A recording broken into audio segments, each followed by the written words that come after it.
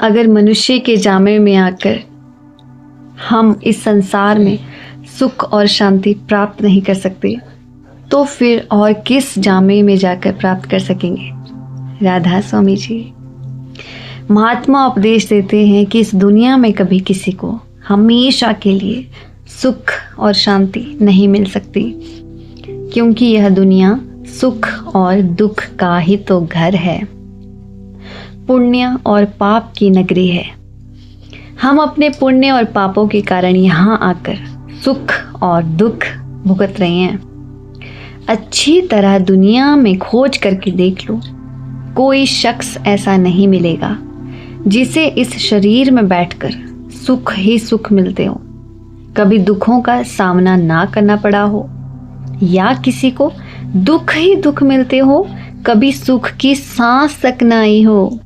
देखने में आता है कि अगर 10 दिन सुख के मिल जाते हैं तो फिर दुखों का सामना करना पड़ता है, और अगर 10 दिन सुख के भुगत लेते हैं तो फिर थोड़े बहुत सुख के श्वास यानी कि सांस आ जाते हैं।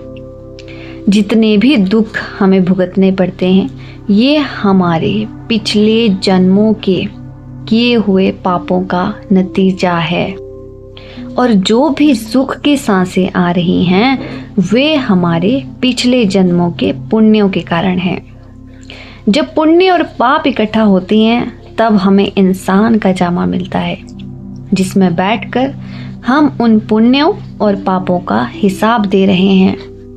अगर हमारे सिर्फ पुण्य होते तो हम स्वर्गों में पहुंच जाते, और अगर सिर्फ पाप होते तो हम नरकों में सजा भुगत रहे होते।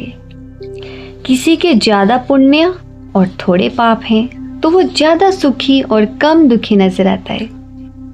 किसी का पापों का बोझ इतना ज्यादा हो जाता है और पुण्यों का कम, तो वह ज्यादा दुखी है और कम सुखी है।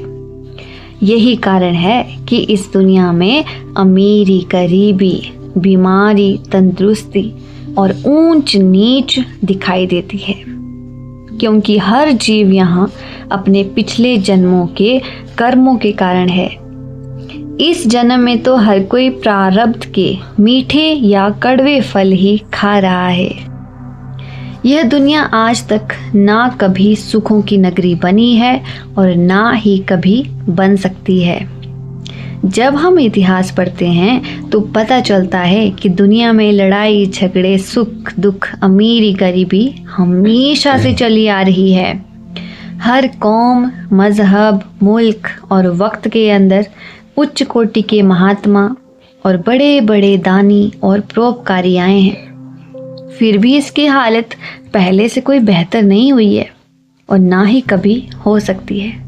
अगर संत महात्माओं का मकसद इस दुनिया को स्वर्ग या सुख की नगरी बनाने का होता तो आज तक यह दुनिया जरूर सुखों की नगरी बन जानी चाहिए थी।